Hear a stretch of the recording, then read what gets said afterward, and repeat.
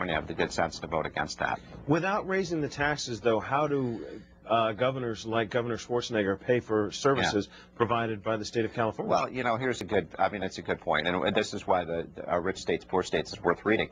The reason that California has such a massive deficit right now is that its spending is completely out of control. And here's a state that during the boom years, you know, from 2003 to 2007, its budget went up by 40% in 5 years. And so you just can't sustain those rates of growth of spending. You know, you ask, how can California pay for good services? Let's compare California with New Hampshire. Now, New Hampshire has one of the smallest state governments of any state, but a person in New Hampshire pays half in taxes what a person in California pays. And I would submit to you, Rob, that people in New Hampshire have better public services, better schools than in California. So you really have to ask the question of what is the government doing with all the money that it receives? The American Legislative Exchange Council publishes Rich States, Poor States, and you can also find a link to it on our Washington Journal website. Next up, Tampa on our line for Independence. Good morning. Good morning. Morning. My question is this. Why do they not give the proper name to what they call conservatism? It's really greed. They find all the necessary words to justify it, but when it comes right down to it, it's just greed. Why do you say it's greed, sir? Because if it benefits the rich, it's fantastic for the conservative end. If it helps the poor, the conservatives stand up and fight against it. The main thing is, the current one is the health plan. I am retired. I have cancer. My employers cannot afford the insurance once you retire. What do? Yeah. I think this is, you know, we are at a crossroads in this country, and this gentleman really, I think, you know, brings to head this big debate that we're having in this country. Do we still believe in the free enterprise system, that people who work hard and you know, start a new business or something like that can succeed, or do we want to tear down the people who create the wealth? I mean, one of the problems that I have with all of these higher taxes on the rich and calling them greedy and so on is, look, if you look at the people who are paying these highest tax rates that we're going to be raising in the next couple of years under the Obama program, 2/3 of those people are owners, operators, or investors in small businesses. Though that's where the jobs come from. So when we ask, how are we going to create jobs?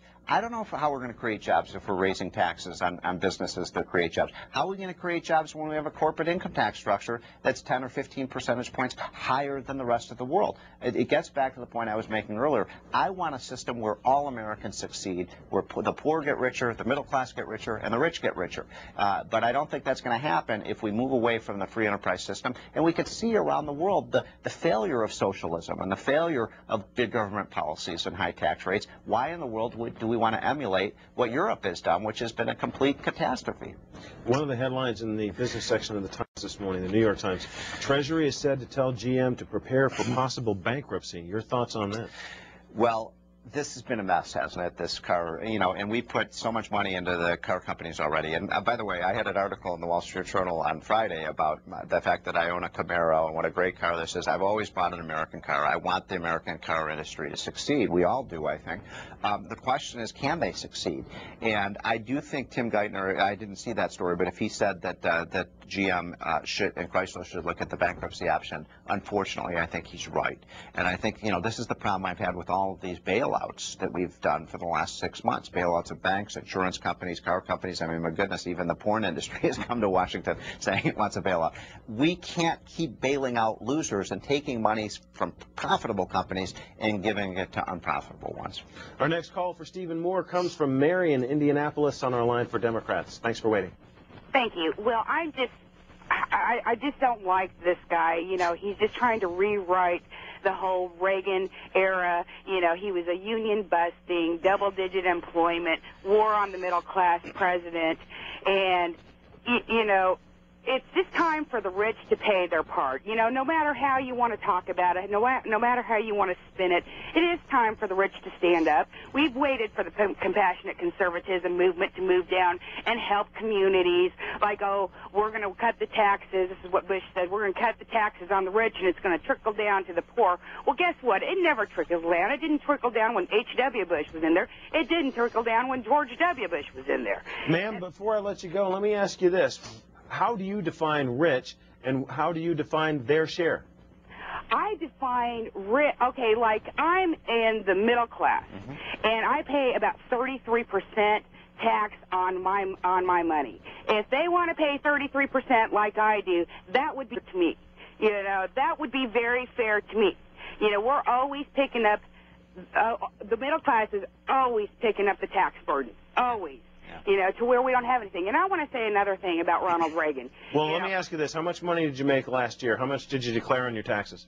How much, between me and my husband, was $60,000. And you paid 33% of that? Yes, we did. Okay, thanks. Well, that's too high. I don't think anybody should have to pay 33% of their income in taxes. I think we should probably, the limit should be about, as I said, 15 to 20%. And look, if you look at what happened from the period in 1980 through last year, which is a 28-year period. In 1980, the richest 1% paid 19% of the income tax. This last year, even though income tax rates have been cut, the richest 1% paid 40%. By the way, the top 10% pay about 70% of the income tax. So it's a highly progressive system. And by the way, the lesson that we've learned throughout history, ma'am, is every time we've cut tax rates on the rich, whether it's capital gains taxes or income taxes or dividend taxes, we've gotten more money from the rich because we've grown the economy. We cannot grow this economy if we're raising taxes on businesses, because businesses is where jobs come from.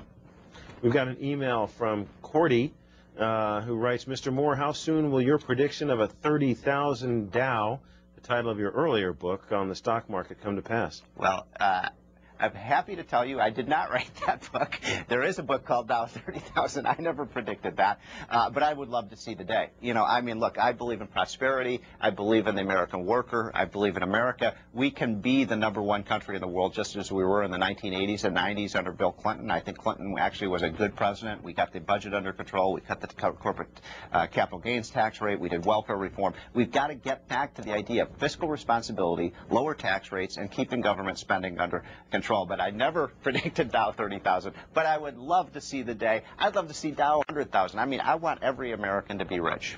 In the Financial Times this morning, this headline, China threat to tighten reins on credit.